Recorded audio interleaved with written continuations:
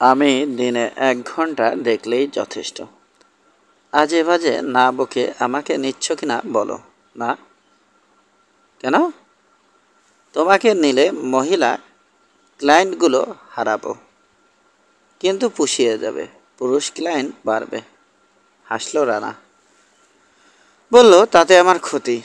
তোমার গুণপনায় মুগ্ধ হয়ে ওদের একজন কেটে পড়বে তোমাকে নিয়ে। না, ঠাট্টা নয়। আমাকে নিচ্ছ না? না, সত্যিই অসুবিধা আছে। তুমি বিসিআইয়ে যোগ দাও আবার। ওখানে তোমার প্রয়োজন আছে। ঠিক আছে, তুমি যদি বলো ওখানেই না হয় যোগ দেব। ভয় হয় তোমাকে একা ছেড়ে দিলে হারিয়ে যাবে হঠাৎ একদিন। উঠে গিয়ে বাতিটা জ্বেলে দিল সোহানা। সন্ধে হয়ে গেছে। লেকের ধারে একজোড়া নারকেল গাছের মাথায় নরম রোদ ছিল এতক্ষণ। আফসা হয়ে মিলিয়ে গেল সেটা। ছিপ গুটিয়ে শূন্য হাতে চলে যাচ্ছে মাছ শিকারি। গাংচিলগুলো ঘরে ফিরে গেছে। জানালার পর্দাগুলো টেনে খাটের পাশে এসে বসলো সোহানা। আজ রাতে কোথাও বেরোচ্ছ মনে হচ্ছে। কি করে বুঝলে? সারাদিন বিছানায় গড়াগড়ি করতে দেখে তাই মনে হচ্ছে। হ্যাঁ, যাচ্ছি। এ ব্যাপারে আর কোনো প্রশ্ন করল না সোহানা। কিছুক্ষণ চুপচাপ বসে থেকে হঠাৎ প্রশ্ন করল, আচ্ছা, রেহানা কোথায় বলতে পারো? পারি। কোথায়? পারি। কোথায়? 25 তারিখে আমি যখন ওর বাসায় গেছিলাম তখন রাত 10টা 25। দোতলায় থাকতো। বাড়িটা ঘেরাও হয়ে গেছে ততক্ষণে। সোজাসুজি ঢোকার রাস্তা না পেয়ে পিছন দিকের পাইপ বেয়ে দোতলার জানালা পর্যন্ত উঠলাম। দেখলাম কিছুই করবার নেই। অনেক দেরি হয়ে গেছে তখন। ঘরের সমস্ত জিনিসপত্র লণ্ডভণ্ড। চেয়ারটা উল্টে পড়ে আছে। ঘরের ভিতর 6-7 জন পাঞ্জাবি সেনা। সম্পূর্ণ উলঙ্গ রেহানা হামাগুড়ি দিয়ে ওর সাদা ভ্যানিটি ব্যাগটার কাছে পৌঁছাবার চেষ্টা করছে। ছোট্ট একটা পিস্তল রাখত ও ভ্যানিটি ব্যাগে। সারা শরীরে মারের চিহ্ন। উসখুস চুল। রক্ত ঝরছে সর্বাঙ্গ থেকে। বুকে কামড়ের দাগ। একটা বুকের চূড়ো কামড়ে তুলে নিয়েছে। রেপ করেছে কয়েকজন। ইস! কুঁচকে গেল সোহানার মুখটা।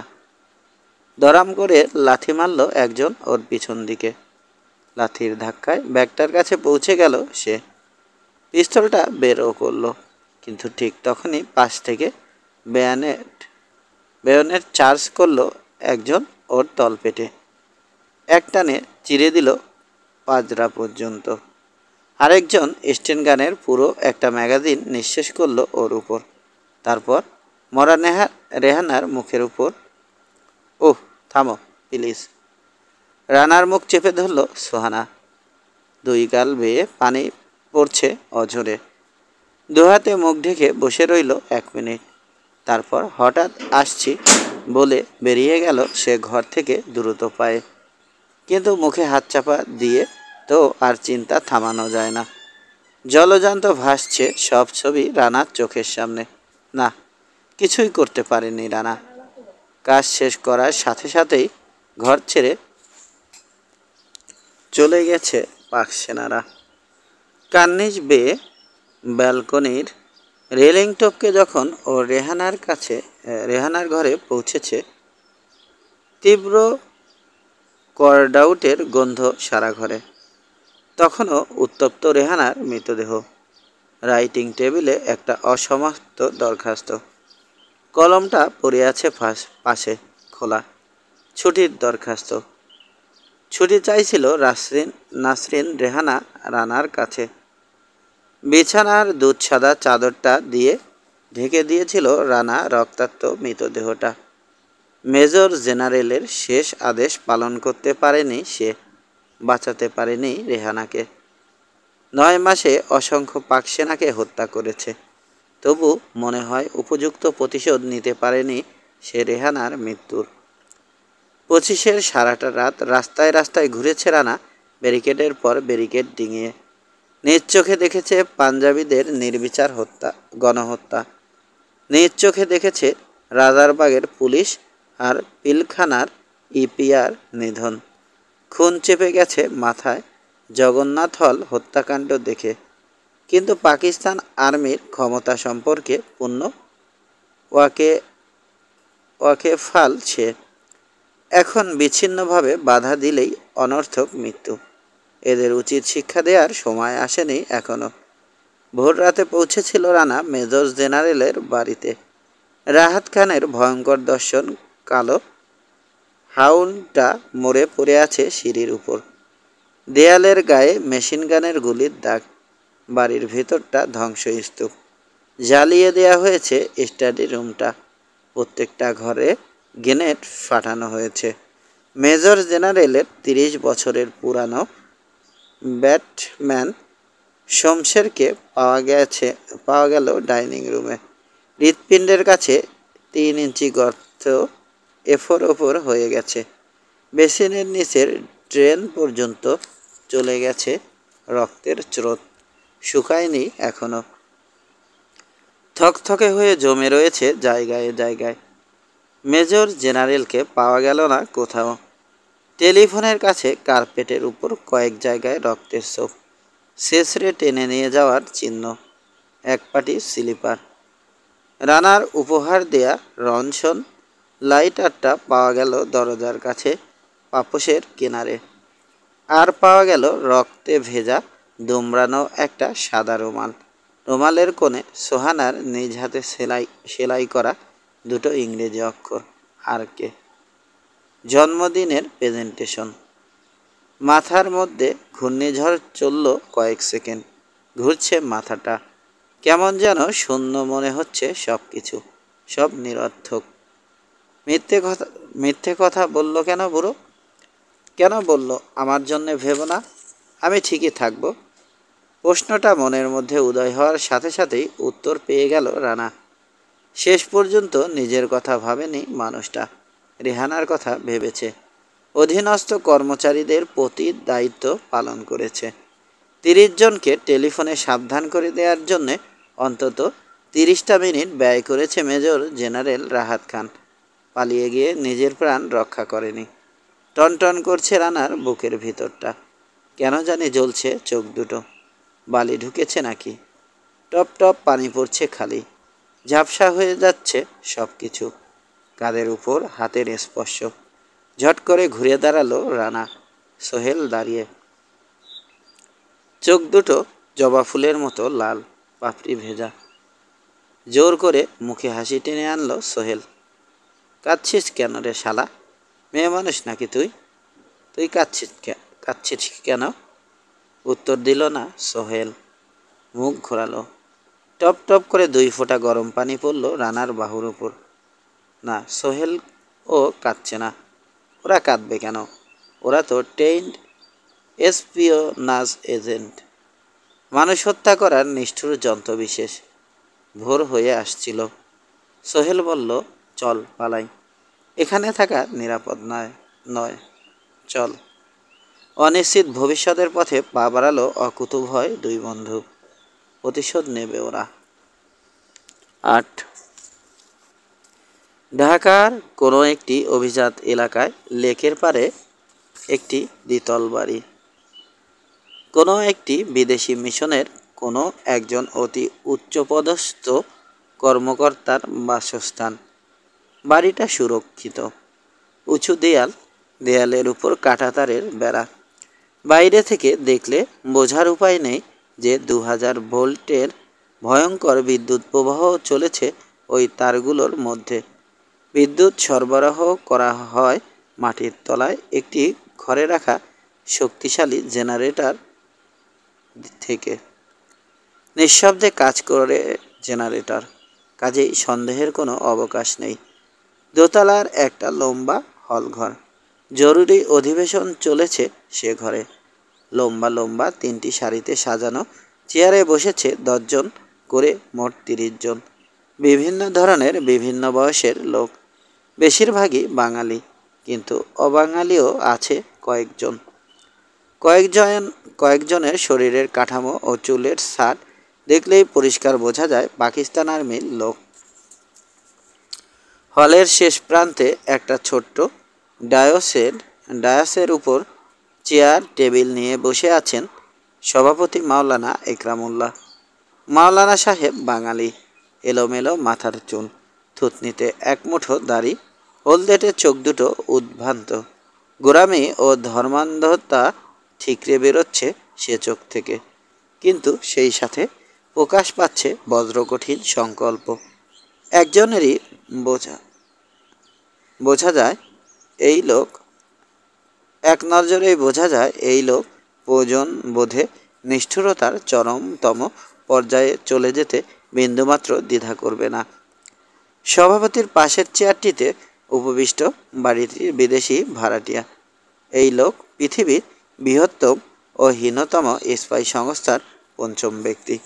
প্রকাণ্ড শরীরের কাঠামো, তীক্ষ্ণ চোখ দুটি সর্বদাই চঞ্চল, সদা সতর্ক। প্রখর বুদ্ধি ঠিকরে বেরোচ্ছে চোখ দুটি থেকে, একটু যেন বিচলিত দেখাচ্ছে বিদেশিকে। সভাকক্ষে পিনপতন স্তব্ধতা, চোখ ধাঁধানো উজ্জ্বল আলো। ছোট্ট এক টুকরো কাগজ হাতে তুলে নিলেন মাওলানা সাহেব। তারপর একটু কেশে গলা পরিষ্কার করে নিয়ে বিশুদ্ধ উর্দুতে শুরু করলেন বক্তৃতা। ভরাট গমগমে কণ্ঠস্বর। আজকের এজেন্ডা হচ্ছে 1. আমাদের আদর্শ সম্পর্কে সামগ্রিক একটি সাধারণ আলোচনা। 2. সংস্থার কার্যকলাপের অগ্রগতি পর্যালোচনা। এবং 3. অযোগ্য ব্যক্তি দূরীকরণ। কথার তালে তালে থুতনির দাড়িগুলো লাফাচ্ছিল। কথা বন্ধ হতেই সেগুলো থেমে গেল। এক এক করে সবার মুখের দিকে তীব্র দৃষ্টিতে চাইলেন মাওলানা একরামুল্লাহ। ঝনঝন করছে মাওলানার বাজখাই কণ্ঠস্বর প্রত্যেকটি শ্রোতার কানে। দ্বিতীয় সারির পঞ্চম ব্যক্তিটির কলজেটা কেঁপে উঠল কেন জানি। কিছু গোলমাল হয়ে যায়নি তো? আমরা কাজ করছি দুইটি মহান আদর্শের অনুপ্রেরণায়। আমাদের আদর্শ ইসলাম প্রতিষ্ঠা করা আর টুকরো হয়ে যাওয়া পাকিস্তান আবার কায়েম করা। যে পাকিস্তান আমরা হাসিল করেছিলাম হাজার হাজার শহীদের লহুর বিনিময়ে।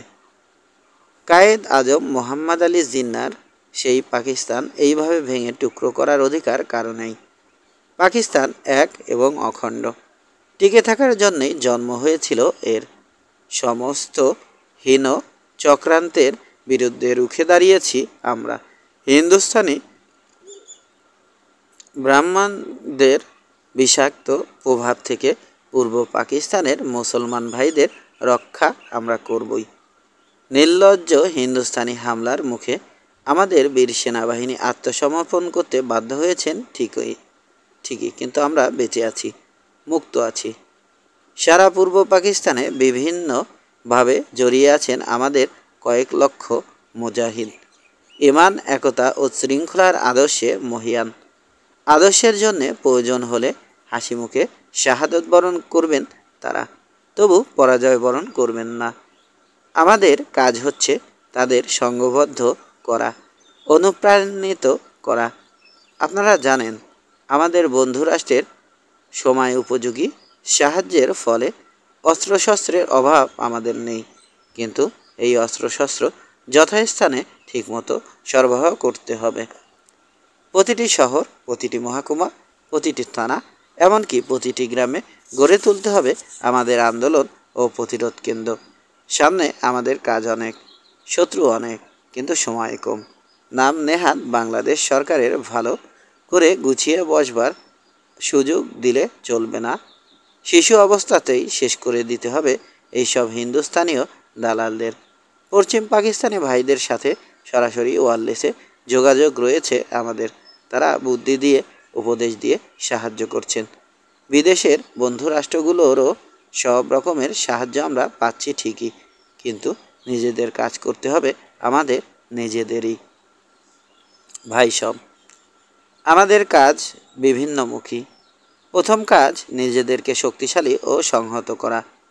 দুঃখের বিষয় আমাদের আলবদর ভাইয়েরা তাদের কাজ সম্পূর্ণ করার আগেই হিন্দুস্তানি ফৌজের সাম্রাজ্যবাদী হামলার মুখে আত্মসমর্পণ করতে বাধ্য হয়েছেন আমাদের বাহাদুর জওয়ানরা। তাদের সেই অসম্পূর্ণ কাজ হাতে তুলে নিয়েছি আমরা। খুবই সতর্কতার সাথে কাজ করতে হচ্ছে আমাদের। বাধা আসছে প্রতিপদে। তথাকথিত মুক্তিযোদ্ধাদের জ্বালায় ব্যাহত হচ্ছে আমাদের কাজ প্রতিপদে। ফলে দ্রুত কিছুই করা সম্ভব হচ্ছে না, কিন্তু দীর্ঘ নিশ্চিত পদক্ষেপে এগিয়ে যাচ্ছি আমরা অভীষ্ট সিদ্ধির পথে, কারণ আল্লাহ আমাদের সহায়। জনমনে অসন্তোষ সৃষ্টির কাজে নিযুক্ত আছেন আমাদের একটি উপদল। নিপুণভাবে কাজ করছেন এরা। সন্দেহ, অনিশ্চয়তা আর বিক্ষোভের বিষ ছড়িয়ে দিচ্ছেন সর্বস্তরের মানুষের ভিতর। ভুল বোঝাবুঝির সৃষ্টি করে দাঙ্গা ও গোলমাল বাঁধানোর দায়িত্ব পালন করে যাচ্ছেন নিষ্ঠার সাথে। আরেক দল খাদেম নিত্য প্রয়োজনীয় জিনিসপত্রের দাম বাড়িয়ে তোলার কাজে ব্যাপৃত আছেন। অতিসত্বর চালের দাম 100 টাকায় দাঁড়াবে। আপনাদের এই উপদলের উপর ন্যস্ত করা হয়েছে আমাদের আদর্শে বিশ্বাসী নয় এমন সমস্ত নেতৃস্থানীয় দালালদের একে একে খতম করা। বিরুদ্ধ ভাবাপন্ন সমস্ত শক্তির মূলোৎপাটন করতে হবে আমাদের। আপনারা কে কতটা সাফল্য অর্জন করেছেন সে প্রশ্নে আসছি আমি একটু পরেই। ইতিমধ্যেই অনেক দূর এগিয়ে গিয়েছি আমরা। বিভিন্ন এলাকা থেকে সাফল্যের খবর আসছে, কিন্তু কিছু কিছু ক্ষেত্রে দুঃখজনকভাবে নিদারুণ ব্যর্থতার সম্মুখীন হয়েছি আমরা। আমাদের বেশ কিছু কর্মী ধরা পড়েছেন তথাকথিত মুক্তিবাহিনীর হাতে। মারা গেছেন অনেকে। মরতে আমরা ভয় পাই না। কওমের জন্যে, ইসলামের জন্যে শাহাদাত বরণ করা গৌরব ও সৌভাগ্যের ব্যাপার। কিন্তু অযথা মৃত্যু আমাদের আদর্শ বাস্তবায়ন পিছিয়ে দেবে। তাই আমাদের এত সাবধানতা। ভুল করার উপায় নেই আমাদের, কারণ আমাদের একজনের সামান্য ভুলে গোটা আন্দোলন বিপর্যস্ত হয়ে যেতে পারে। আমরা সবাই ধরা পড়ে যেতে পারি। সেই জন্যেই ভুলের জন্যে চরম শাস্তির বিধান রয়েছে আমাদের ম্যানিফেস্টোতে। আপনাদের প্রত্যেকের হাতে প্রথম কিস্তিতে 10 জন করে শত্রুর ভার দেয়া হয়েছিল। প্রত্যেককে আলাদাভাবে বুঝিয়ে দেয়া হয়েছিল তার দায়িত্ব গত সপ্তাহেই। আপনাদের প্রত্যেকের রিপোর্ট আমি পড়েছি। আপনাদের প্রত্যেকের গতিবিধি ও কার্যকলাপের উপর আমি তীক্ষ্ণ দৃষ্টি রেখেছি গত 7 দিন। আপনারা কেউই পুরোপুরি কামিয়াব হতে পারেননি। গড়পড়তা সাফল্য শতকরা 15%। কিন্তু তার জন্যে আমি আপনাদের সবাইকে দায়ী করব না, কারণ আপনারা চেষ্টার ত্রুটি করেননি। কিন্তু কেন আপনারা সন্তোষজনক কাজ করতে পারেননি সেটা বিচার করে দেখতে হবে আমাদের। রিপোর্ট দেখে বোঝা যাচ্ছে আপনারা শতকরা 80টি ক্ষেত্রেই যাকে হত্যা করার কথা তাকে খুঁজে পাননি। আত্মগোপন করেছে আপনাদের শিকার। এর কারণ কি হতে পারে? নিশ্চয় কোনো না কোনো উপায়ে টের পেয়ে গেছে লোকগুলো আমাদের উদ্দেশ্য। কেউ সাবধান করে দিয়েছে ওদের। কে সেই ব্যক্তিটি? আপনাদের মধ্যে কেউ বলতে পারেন তার নাম? দ্বিতীয় সারির পঞ্চম ব্যক্তিটির দিকে সরাসরি চাইলেন মাওলানা জনাব হরমুজ আলী। আপনি বলতে পারেন? মাসুদ রানা হুজুর। উঠে দাঁড়ালো হরমুজ আলী। ঠিক বলেছেন। পাকিস্তান কাউন্টার ইন্টেলিজেন্সের দুর্ধর্ষ এক স্পাই মাসুদ রানা। 25শে মার্চের পর আমাদের সাথে বিশ্বাসঘাতকতা করে শত্রুপক্ষে যোগ দিয়েছিল। ভয়ঙ্কর ক্ষতি সাধন করেছে সে আমাদের। তার সম্পর্কে পুরো রিপোর্ট পেয়েছি আমরা রাওয়ালপিন্ডি থেকে গত পরশু। সম্মুখ যুদ্ধে আমাদের অসংখ্য সৈন্যকে নিহত করেছে সে। পাঞ্জাবি ভাষায় অনর্গল কথা বলবার ক্ষমতা থাকায় এবং সেনাবাহিনীর কোড সম্পর্কে ওয়াকেফাল থাকায় আমাদের এয়ারফোর্সের সাথে মিথ্যা ওয়্যারলেসে যোগাযোগ করে বোমা বর্ষণ করিয়েছে সে কসবা সেক্টরে আমাদেরই 2000 সৈন্যের উপর।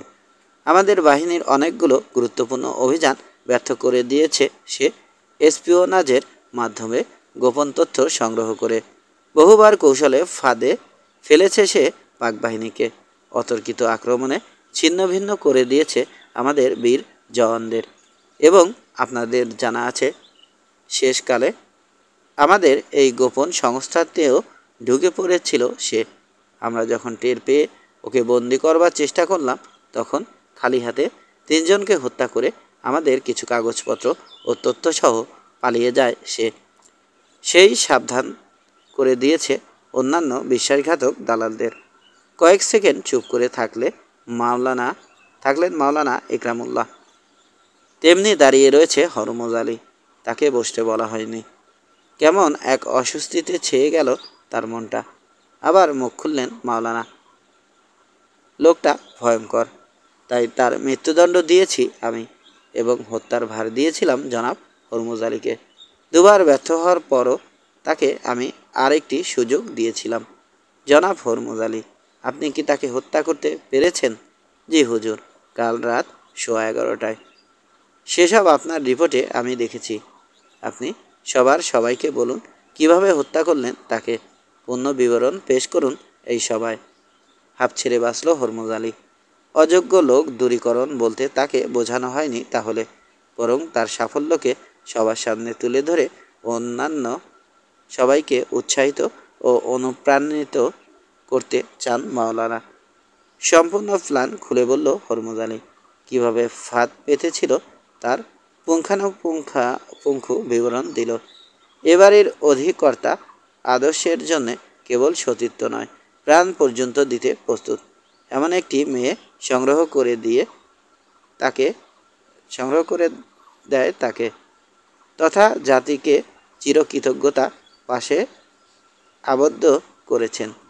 সোফিয়ার রুহের মাগফিরাত কামনা করে বোমা বিস্ফোরণের বিবরণ দিল সে সবশেষে।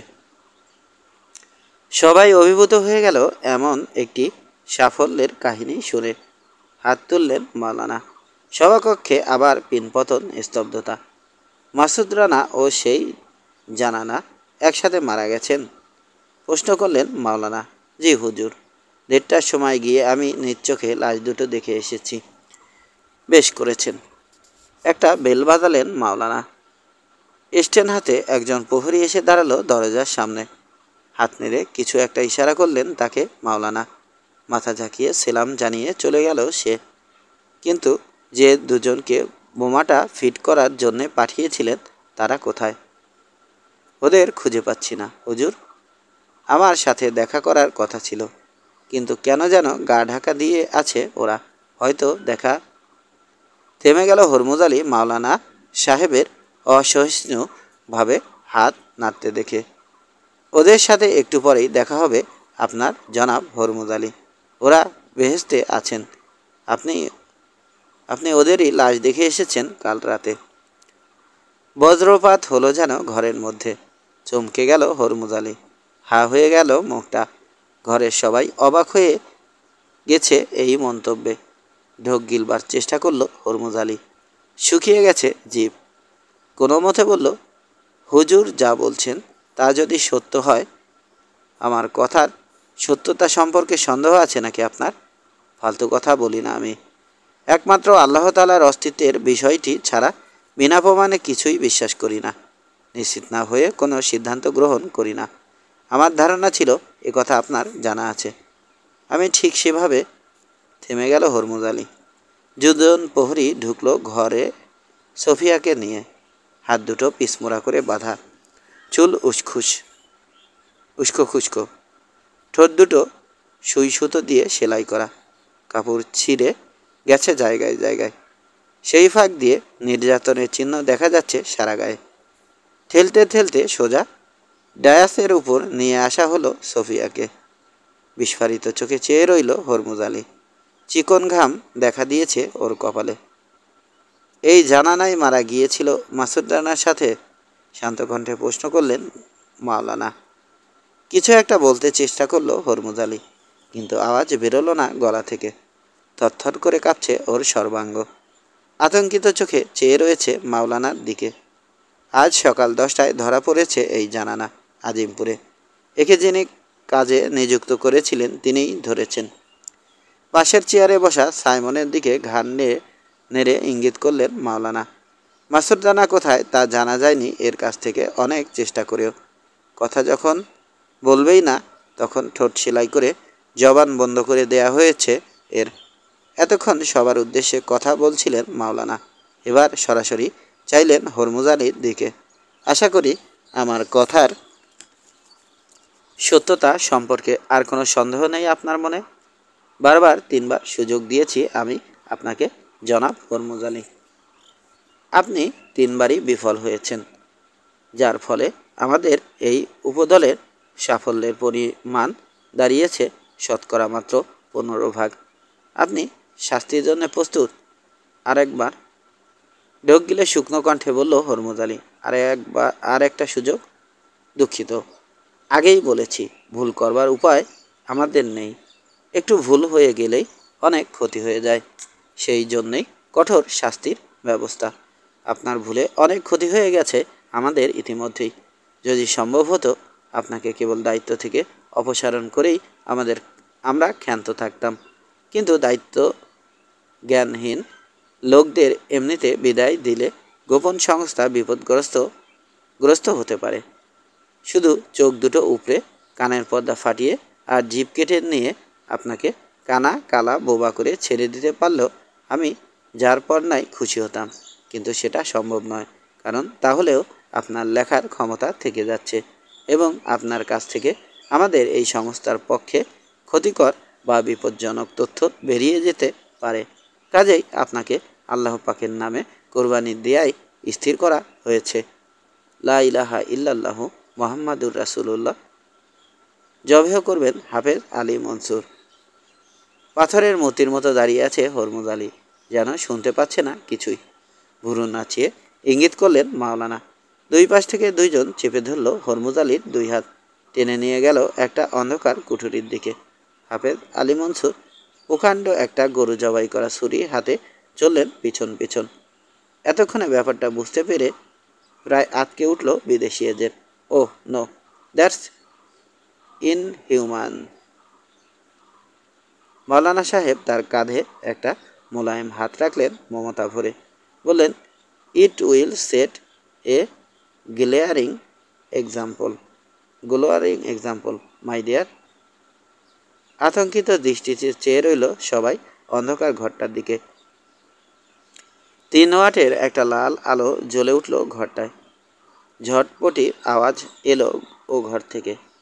দরাম করে আছড়ে পড়ার শব্দ এলো প্রায় সাথে সাথেই। কান খাড়া করে রাখলো সবাই। অস্ফুট একটা ঘর আওয়াজ এলো সবার কানে। 20 সেকেন্ড পর হাফেজ সাহেবের সুরেলা কণ্ঠস্বর শোনা গেল, ইন্না লিল্লাহি ওয়া ইন্না ইলাইহি রাজিউন। সবাই একসাথে বলে উঠল, ইন্না লিল্লাহি ওয়া ইন্না ইলাইহি রাজিউন। গম গম করে উঠল সারা ঘর। আমাদের অধিবেশনের প্রথম পর্ব শেষ হয়েছে, এখন নামাজ আদায়ের সময়। আমাদের পরবর্তী কর্মপন্থা নির্ধারণের জন্য আবার আলোচনা সভা বসবে বাদ মাগরিব। খোদা হাফেজ। পাকিস্তান, পায়েন্দাবাদ। উঠে পড়লেন মাওলানা ইকরামুল্লাহ। 9 রাত 11:30। তৈরি হয়ে নিয়েছে রানা। ওয়ারড্রোব থেকে গাঢ় ছাই রঙের একটা স্যুট বের করে পরেছে সে। সোহানার বাবার স্যুট, চমৎকার ফিট করেছে ওর গায়ে, কিন্তু বিরাট মাউজার পিস্তলটা পছন্দ হয়নি ওর। সাইলেন্সার লাগিয়ে ছোটোখাটো একটা কামানের সমান হয়েছে ওটা। বেল্টের নিচে গুজে নিয়েছে সে কামানটা। হাঁটতে গেলে খোঁচা লাগে উরুতে। সোহানাকে সাথে নেওয়া ঠিক হচ্ছে কিনা ভাবতে যাচ্ছিল রানা, এমন সময় ঘরে এসে ঢুকলো সে। ঘরে ঢুকেই ভূত দেখার মতো চমকে উঠল সোহানা। বিবর্ণ হয়ে গেল মুখটা, চোখ দুটো বিস্ফারিত। থমকে দাঁড়িয়েছে দোরগোড়ায়। কি হলো সোহানা? এগিয়ে গেল রানা। না, কিচ্ছু না। 3 সেকেন্ডেই সামলে নিল সোহানা। রানার ডান হাতটা তুলে নিয়ে বুকে চেপে ধরল। দেখো কি রকম ধুকফুক করছে। আমি মনে করেছিলাম বাবা দাঁড়িয়ে আছে। হেসে উঠল সোহানা, হাতটা ছেড়ে দিয়ে বলল, ভয় পাইয়ে দিয়েছিলে একেবারে। যাক চলো, তৈরি হয়ে নিয়েছ? রাজহংসের মতো সাদা ডজ ভেসে চলল নির্জন পিচঢালা পথ বেয়ে গুলশানের দিকে। দক্ষ হাতে স্টিয়ারিং ধরে আছে সোহানা। মিরপুরে না ওদের আড্ডা ছিল? ওখানে নেই, এ ব্যাপারে আমি শিওর। 16ই ডিসেম্বরের পর ওরা সরে গেছে অন্য কোথাও, কিন্তু কোথায় সে ব্যাপারে নিশ্চিত হওয়া যাচ্ছে না। আমার যতদূর বিশ্বাস, সাইমনের গুলশানের বাড়িতে কিছু তথ্য পাওয়া যাবেই। তুমি কি ওই বাড়িতে ঢুকবে এখন? দেখি। কি করব ঠিক করিনি, অবস্থা বুঝে ব্যবস্থা হবে। হয়তো কিছুই পাওয়া যাবে না ওখানে। তুমি ঠিক 12:30 পর্যন্ত অপেক্ষা করবে আমার জন্যে। যদি এর মধ্যে না ফিরি তাহলে সোহেলকে খবর দিবে। বিদেশি মিশনের সেই দোতলা বাড়ি থেকে 8 মাইল দূরে লেকের ধারে সোহানাকে গাড়িটা থামাতে বলল রানা। একটা জনশূন্য অর্ধ সমাপ্ত বাড়ির গেট দিয়ে ঢুকে সীমানা দেয়ালের আড়ালে থামল ডজ। রানার সাথে সাথে সোহানাও নামলো গাড়ি থেকে। সাবধানে থেকো, একসাথে বলল দুজন কথাটা। দুজনেই অবাক হয়ে গেল, হেসে উঠল তারপর একসাথে। সোহানার হাতে মৃদু চাপ দিয়ে ঘুরে দাঁড়িয়ে হাঁটতে শুরু করলো রানা। আধখানা চাঁদ আকাশে, মাঝে মাঝে ঢাকা পড়ছে মেঘে। খানিক বাদেই হেসে উঠছে আবার ঝিক করে। বাড়িটার দক্ষিণ ও পূর্ব দিকের দেয়ালের পর কয়েক হাত জমি, তারপরই লেক, উত্তরে রাস্তা, পশ্চিমে পরপর অনেকগুলো সুদৃশ্য বাড়ি। রাস্তার অপর দিকেও কয়েকটা প্রকাণ্ড লনওয়ালা বাড়ি। আশেপাশের বেশ কয়েকটা বাড়িতেই আলো জ্বলছে। কোন বাড়ি থেকে পাশ্চাত্য সঙ্গীতের সুর ভেসে আসছে। কোথাও হাসির হুল্লোড়, পার্টি চলছে। কিন্তু এই বাড়িটা অন্ধকার, লোহার গেট বন্ধ। সামনে দিয়ে হেঁটে চলে গেল রানা একবার। মনে হচ্ছে জনশূন্য বাড়ি। পাততাড়ি গুটিয়ে ভাগলো নাকি? দেয়ালের উপর কাঁটাতার দেখে সন্দেহ হলো রানা। এত উঁচু দেয়ালের উপর আবার কাঁটাতার কেন? ইলেকট্রিফায়েড। কয়েকটা বাড়ি ছাড়িয়ে এসে বাম দিকে একটা সরু রাস্তা চলে গেছে দক্ষিণ দিকে। এই রাস্তার পূবে লেক, পশ্চিমে সারি সারি বাড়ি। বায়ে মন নিল রানা। তারপর রাস্তা ছেড়ে হাঁটতে শুরু করলো পূর্ব দিকে লেকের পাড় ধরে। বাড়িটার পিছনে যেতে চায় সে। কোনো কোনো বাড়ির দক্ষিণ সীমানা একেবারে লেকের ঢাল পর্যন্ত চলে এসেছে। ফলে ঢালু পার ধরেই এগোলো রানা। অসংখ্য ঝোপঝাড় ডিঙিয়ে অতি সন্তর্পণে দাঁড়ালো সে কাঁটাতার ঘেরা বাড়িটার পিছনে এসে। না, জনমানুষের চিহ্ন নেই। প্রাণের কোনো স্পন্দন টের পাওয়া যাচ্ছে না বাড়ির ভিতর। থমথমে নীরব, নিস্তব্ধ। বাড়িটার পিছন দিকে একটা দরজা আশা করেছিল রানা। পাওয়া গেল দরজাটা, কিন্তু বন্ধ, ভিতর থেকে আটকানো। এছাড়া সোজা সাপটা দেয়াল, দেয়ালের উপর কাঁটাতার। মোটা একটা কাঁঠাল গাছ কোনো এক ঝড়ে উপড়ে মরে পড়ে আছে লেকের মধ্যে। গাছের গোড়ায় গর্ত তৈরি হয়েছে একটা। গর্তটা ভালো মতো পরীক্ষা করে মৃদু হাসল রানা। এদিকটায় লেকটা সরু হয়ে এসেছে, 24-50 হাতের বেশি হবে না চওড়ায়। এদিকটায় লেকটা সরু হয়ে এসেছে, 40-50 হাতের বেশি হবে না চওড়ায়। ওপারে ঝোপঝাড় জঙ্গল, পুরো জমি। গাছের গুড়ির উপর উঠে বাড়ির ভিতরে নজর করার চেষ্টা করলো রানা। কিছুই দেখা যাচ্ছে না। কোন ঘরের স্কাইলাইটের ফাঁক দিয়ে সামান্য আলোও না। কোনো ঘরের স্কাইলাইটের আলো ফাঁক দিয়ে সামান্য আলোও না। হয় কেউ নেই, নয়তো ঘাপটি মেরে আছে। পূর্ব ও পশ্চিমের দেয়াল দুটো পরীক্ষা করলো রানা। তারপর উঠে এলো বড় রাস্তায়। চাঁদটা মেঘের আড়াল হতেই আবার একবার বাড়িটার সামনে দিয়ে হেঁটে পশ্চিম দিকে চলে গেল রানা। লোহার গেটটা ফাঁক হয়ে আছে হাতখানেক। নিশ্চয় লোক আছে ভিতরে। কয়েকটা বাড়ি ছাড়িয়ে এসে আবার বায়ে মোড় নিল রানা। এবার সোজা ৩-৪০০ গজ চলে গেল সরু রাস্তাটা ধরে, একটা কালভার্ট ডিঙিয়ে। তারপর রাস্তা ছেড়ে বায়ে মোড় নিল। বাড়িটার পিছন দিকে লেকের ঠিক অপর পারে পৌঁছতে চায় সে। কোনো গাছে উঠলে হয়তো দেখতে পাওয়া যাবে বাড়ির ভিতরটা। ঝোপঝাড় পাশ কাটিয়ে পুরো জমির উপর দিয়ে ১০০-২ গজ এগিয়েই ডান দিকে দেখতে পেল রানা ৩টে ছায়ামূর্তি। নিঃশব্দ পায়ে সন্তর্পণে এগিয়ে আসছে ওর দিকে। ঝট করে পিছন ফিরল রানা। আরও ৩জন সাবধানে এগোচ্ছে। বায়ে চাইল রানা। আরও ৩জন। ৩ দিক থেকে এগিয়ে আসছে ওরা। সামনে ছাড়া যাবার রাস্তা নেই রানা। আফসা আলোতেও লক্ষ্য করল রানা প্রত্যেকটি লোকের ডান হাত বাঁ হাতের চেয়ে লম্বা। ঠিক এই সময় চাঁদটা মেঘের আড়ালে চলে গেল। দৌড় দিল রানা। মাউজারটা চলে এলো ওর ডান হাতে। একটা ঝোপের আড়ালে দাঁড়িয়ে লক্ষ্য করল রানা তেমনি সন্তর্পণে কিন্তু নিশ্চিত পদক্ষেপে এগিয়ে আসছে ছায়ামূর্তিগুলো। ডান দিকের দলটা সবচেয়ে কাছে চলে এসেছে। থেমে দাঁড়ালো ৩জন। ৩টি ছোট্ট আগুনের হলকা দেখতে পেল রানা। কোনো শব্দ নেই। কোটের হাতা ধরে জোরে হ্যাঁচকা টান দিল কে যেন। বাম বাহুর খানিকটা চামড়া ছড়ে গিয়ে বেরিয়ে গেল একটা গুলি। তীক্ষ্ণ একটা জ্বলুনি অনুভব করল রানা জায়গাটায়। পরপর ৩বার গুলি বর্ষণ করল রানার মাউজার ডান দিকের ৩জনের উপর। একটা গুলিও লাগলো না কারো গায়ে, কারণ লাগাতে চায়নি রানা। শুধু দেখাতে চেয়েছে যে সে নিরস্ত্র নয়।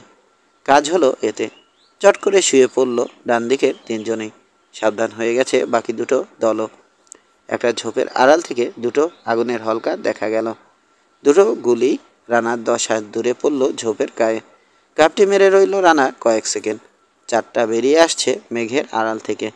আবার সংক্ষিপ্ত একটা দৌড় দিয়ে একটা আম গাছের আড়ালে দাঁড়ালো। ঠক ঠক ঠক ৪টে গুলি এসে লাগলো গাছের গায়ে। এবার ভয় পেল রানা। ৯টা গুলির মধ্যে ৪টে যদি গাছের গায়ে লাগে তাহলে ভয়ের কথা। হামাগুড়ি দিয়ে এগিয়ে আসছে পিছনের ৩জন ঝোপের আড়ালে আড়ালে। বেশ অনেকটা কাছে চলে এসেছে। দুটো খুলি ফুটো করল রানা। ঘুমিয়ে পড়ল দুজন সবুজ ঘাসের উপর। তৃতীয়জন লাফিয়ে উঠে দৌড় দিল একটা গাছের আড়ালে। বাম পাশের লোকগুলোকে দেখা যাচ্ছে না। আন্দাজে গুলি করল রানা ওই দিকে লক্ষ্য করে। ৩টে প্রত্যুত্তর এলো। আগুনের হলকা দেখে বুঝতে পারল রানা ছড়িয়ে উড়ছে ওরা। অন্তত ১০ হাত দূরে দূরে আছে ওরা এখন।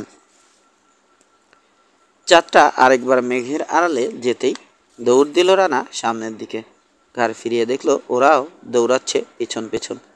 থেমে দাঁড়িয়ে দুটো গুলি করল রানা। নতুন ক্লিপ ভরে নিল পিস্তলে। একজন হাঁটু ধরে বসে পড়েছে মাটিতে। গাছের গায়ে পিছলে কানের পাশ দিয়ে বউ করে বেরিয়ে গেল একটা বুলেট। আবার দৌড়ালো রানা। কিন্তু যাবে কোথায়? ঘিরে ফেলছে ওরা ক্রমেই। দূরত্ব কমে গেছে আশঙ্কাজনকভাবে। নিজের বোকামির জন্যে রাগ হলো রানার নিজের উপর। কুকুরের মতো গুলি খেয়ে মরতে হবে এখন ওকে। এত লোককে একা ঠেকানো সম্ভব নয় কারো পক্ষেই। গাছের আড়ালে দাঁড়িয়ে আবার গুলি চালালো রানা। কারো গায়ে লাগলো কিনা বোঝার উপায় নেই। ঝোপের আড়ালে রয়েছে ওরা। ঝোপগুলো দুলছে। এদিকে আসছে ওরা ক্রমেই। আবার দৌড়ালো সে। বাড়িটার পিছনে লেকের অপর পাড়ে চলে এসেছে সে দৌড়াতে দৌড়াতে। কয়েকটা বড় বড় ঝোপ রয়েছে এদিকটায়। তারপরেই বেশ কিছু দূর ফাঁকা মাঠ এবং মাঠের পরেই লেক। একটা ১০ ইঞ্চি ইটের আধখানা তুলে নিল রানা বাম হাতে। পুরো ম্যাগাজিনটা শেষ করলো ঝোপগুলোর উপর যত্রতত্র গুলি চালিয়ে। একটা শব্দ এলো কানে। উফ! কোমরে গুজে নিল পিস্তলটা। ডান হাতে ইট। অপেক্ষা করছে রানা চাঁদটা মেঘে ঢাকা পড়ার জন্যে। নিজেদের সুবিধাজনক অবস্থাটা বুঝতে পেরেছে ওরা। তাই কোনো ঝুঁকি নিচ্ছে না। আর মরতেই হবে রানাকে। আর পালাবার পথ নেই। অপেক্ষা করছে ওরা শেষ আঘাত হানবার জন্যে। চাচার ছোট্ট একটা মেঘে ঢাকা পড়ল। সামনের দিকে বাঁকা হয়ে ঝুঁকে প্রাণপণে দৌড় দিল রানা খোলা মাঠের উপর দিয়ে। গুপগাপ ধূপধাপ গুলি লাগছে আশেপাশের মাটিতে। ওরাও ঝোপের আড়াল থেকে লাফিয়ে উঠে দৌড়াতে শুরু করেছে এখন। মাঠের মাঝামাঝি পৌঁছতেই চারটা হেসে উঠল আবার। সামনে দৌড়ে চলল রানা এঁকে বেঁকে। কয়েকবার কাপড়ে হ্যাঁচকা টান অনুভব করল রানা। লেকের পাড়ে পৌঁছেই হঠাৎ সিধে হয়ে দাঁড়িয়ে 2 হাত শূন্যে ছুড়ল সে। ডান হাতের ইটটা ছিটকে গিয়ে ধপাস করে পড়ল পানিতে। সাথে সাথেই দরাম করে আছড়ে পড়ল সে মাটিতে। 2 সেকেন্ড পর হামাগুড়ি দিয়ে উঠে হাঁটু গেড়ে বসল সে, 2 হাত গলার কাছে। মৃত্যু যন্ত্রণায় ছটফট করছে যেন। পর মুহূর্তে ঝপাং করে পানিতে পড়ল বাঁকা হয়ে। পড়ার সময় লম্বা করে একটা দম নিয়ে নিতে ভুলল না। পানিতে পড়েই চমকে উঠল রানা। চমকে গিয়ে খানিকটা শ্বাস বেরিয়ে গেল মুখ দিয়ে। অসম্ভব ঠান্ডা পানি। মুহূর্তে হাত পা অসাড় হয়ে যেতে চাইছে, কিন্তু পানির গভীরতা দেখে অনেকখানি আশ্বস্ত হলো সে। 7-8 হাত পানি আছে এখানটায়। চুপচাপ পড়ে রইল সে মাটিতে চিত হয়ে শুয়ে। 1 সেকেন্ড 2 সেকেন্ড করে 20 সেকেন্ড পার হয়ে গেল। লোকগুলোর 14 গুষ্টি তুলে গাল দিতে শুরু করলো রানা। আফসা আলো দেখতে পেল সে এবার।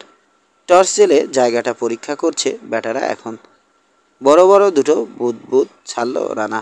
অর্থাৎ দমটা বেরিয়ে গেল। দম 10-12 সেকেন্ড পরেই নিভে গেল আলোটা। এবার সাঁতার কাটতে শুরু করলো রানা। দম নেই বেশি, অথচ অন্তত 40 হাত অতিক্রম করতে হবে ওকে বাঁচতে হলে। কোট প্যান্ট আর জুতো খুলবার সময় নেই। আধাহাদি আন্দাজ আসতেই বুকের মধ্যে হাতুড়ির ঘা শুরু হয়ে গেল। ডিপ ডিপ করছে কপালের 2 পাশ। দাঁতে দাঁত চেপে প্রাণপণে সাঁতরে চলল রানা। উপরে পড়ে থাকা কাঁঠাল গাছটার আড়ালে গিয়ে আস্তে করে ভেসে উঠতে হবে। তারপরে চিন্তা পরে। এখন ফেটে বেরিয়ে যেতে চাইছে ফুসফুসটা। পাগলের মতো হাত পা ছুটছে রানা। আবছাভাবে একবার মনে হলো সাবধান হওয়া দরকার।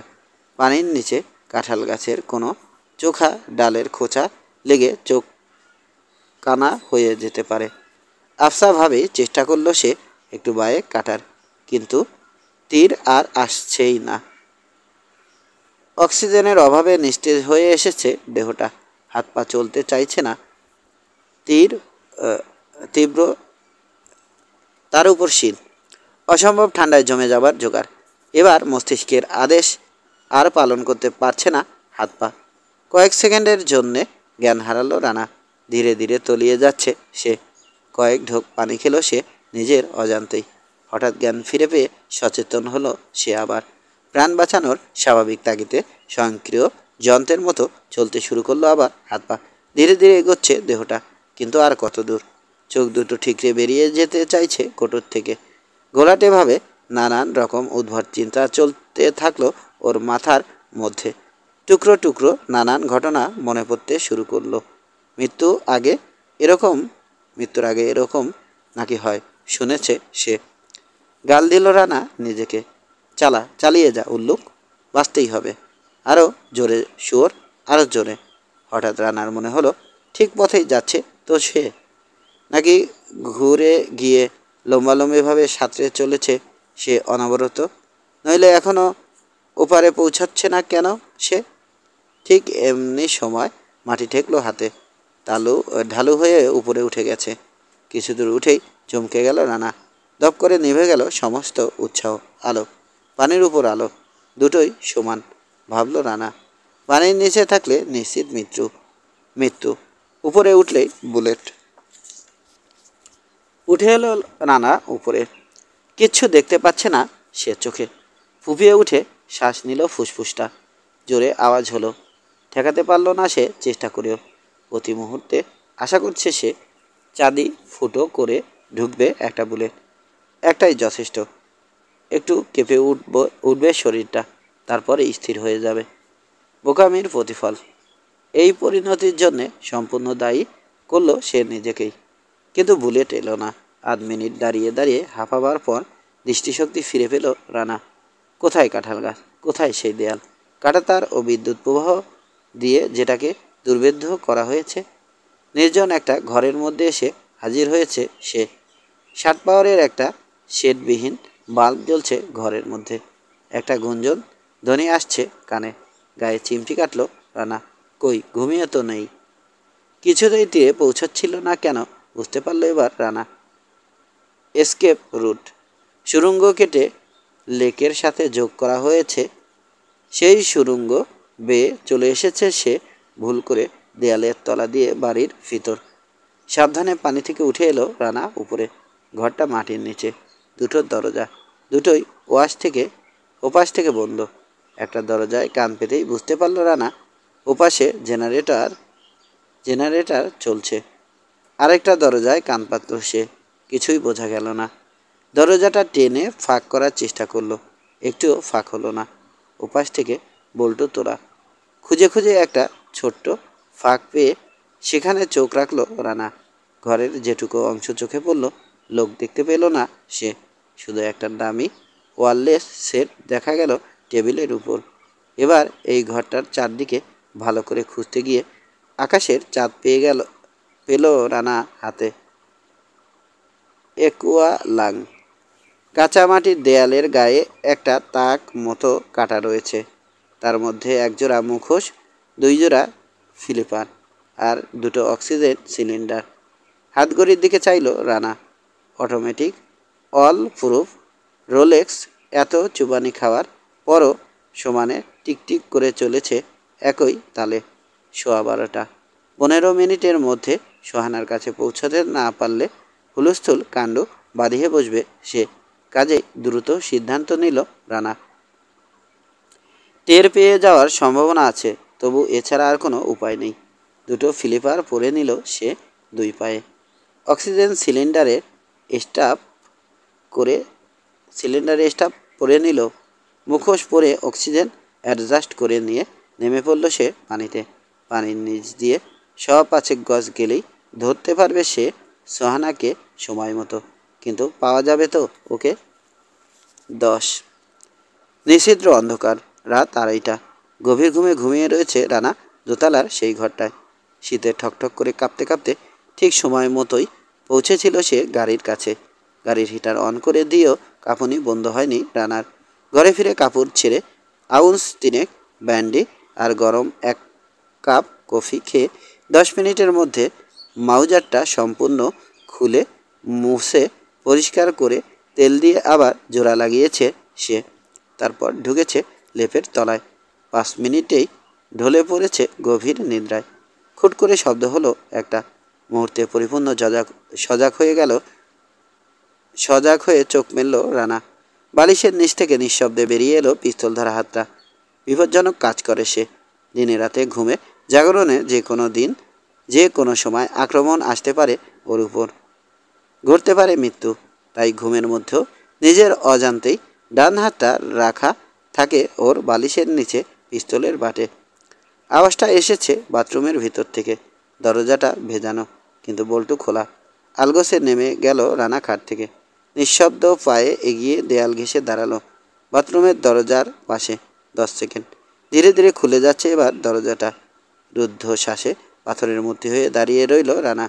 পাপড়ি পর্যন্ত পড়ছে না চোখের। হাতখানেক ফাঁক হতেই ঘরে ঢুকলো একজন। আফসার দেখা যাচ্ছে। বেটে খাটো লোক, হাতে ফুটখানেক লম্বা রডের মতো কি যেন।